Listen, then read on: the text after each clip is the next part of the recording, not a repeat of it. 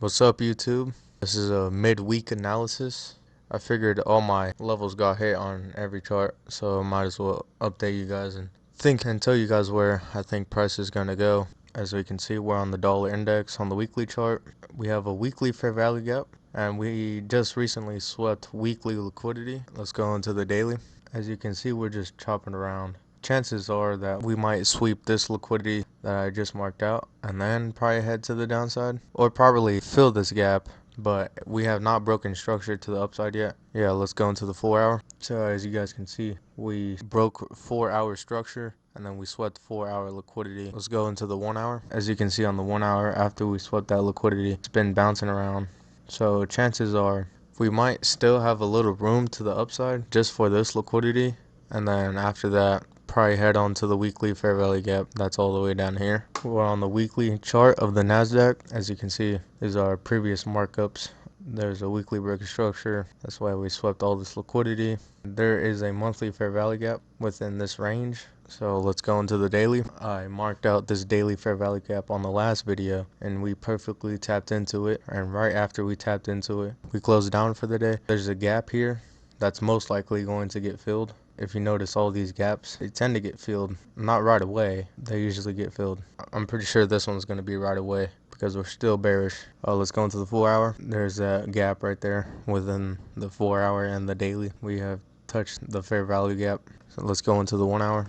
As you can see, we broke 1 hour structure within here, and then we tapped this mitigation block perfectly. Probably gonna head on down to fill this gap. Let's go into the S&P 500. As you can see, weekly break of structure recently. Let's go into the daily. We marked out this daily fair value gap, and it got perfectly tapped into, and then we're probably gonna head on lower to the downside. There's daily liquidity here, and as you can see on the weekly, there was weekly liquidity here, and there's a gap there. Let's go into the 4 hour. There's a 4 hour gap. Up here is the daily fair value gap. And we just broke 4 hour structure to the downside, so we're still bearish, so the price is still going to retrace on down. Here we already hit this mitigation block, so we're going to retrace on down to right where I mark out, here, and then probably sweep daily and weekly liquidity. Let's go into the 1 hour.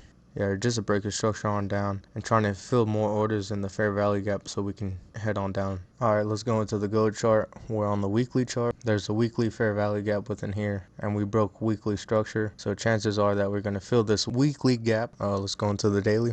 As you can see, the weekly fair value gap is still above here. We have just been retracing on up after we swept this liquidity and this liquidity. We are on the 4 hour chart. This is a time where I would stay away from gold. It just chops around and there's really no direct correlation of where it's going to go. As you can see, there's a 1 hour fair value gap right there within here. What does price do? It gets tapped and then retraces on up. It's kind of hard to see where this is going to go. From what I can tell, we're probably going to fill that weekly gap and then head on down lower because we still need some buy side liquidity to retrace on down. I'm still bearish on the dollar. We might sweep this liquidity and then head on down. On NASDAQ, we filled that daily fair value gap while we gapped up, so we're probably going to retrace into this gap and probably head on lower. On the S&P 500, we just filled that fair value gap perfectly. We're probably going to head on down to sweep all this liquidity down here. Gold, we're probably going to retrace until it's either or with this one. This price action is just terrible. There's a weekly fair value gap and there's a daily gap. Chances are we might just wick up into here and then chase the daily gap, or we might just go into the daily gap,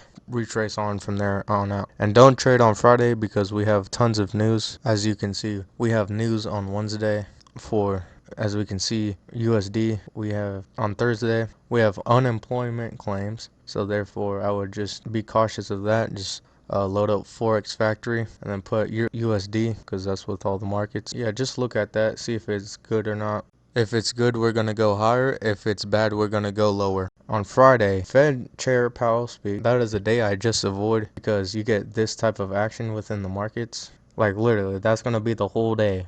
So I do not trade when he speaks or when CPI comes out, and that's it. But have a good day and good trading.